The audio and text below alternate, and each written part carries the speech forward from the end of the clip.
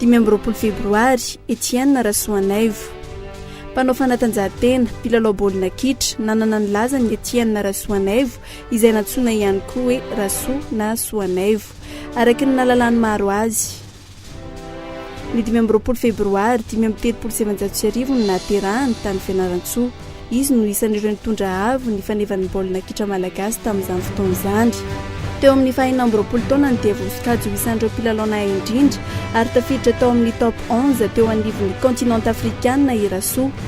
Isan'ireo ekipa nilalaovany miankina Ambatomena tany Fianarantsoa tamin'ny taona 1979. Teo ihany koa ny UAS Cheminots Antananarivo tamin'ny taona 1979 ka hatramin'ny 1979. Efa nilalao tao amin'ny AS Saint-Michel ihany koa ity mpilalao baolina kitra nanana ny lazany ity. Isan'ireo voafantina nilalao tao amin'ny ekipa nasionaly Etienne Rasoanaivo ny taona 1979 hatramin'ny 1979 ary irakiraka ny toerana tena nanavana anazy. Nandray anjara tamin'ny lalao afrikanina izay natao tany Brazzaville ny taona 1979.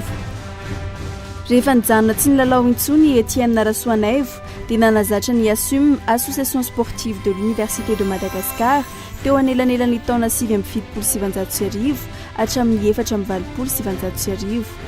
Ireo ekipa ASUM ireo no nahazo ny medaly volamena tamin'ilay Jeux africains universitaire andiany faharoa natao tany Nairobi ny taona 1979. Nampita ny fahaizany tamin'ireo zanany ny Rasoanaivo ka isan'ireny Iady, Rado, Fidy ary Tity. Ny volana septambra 2024 no nodimandry ity andrarezan'ny baolina kitra malagasy ity.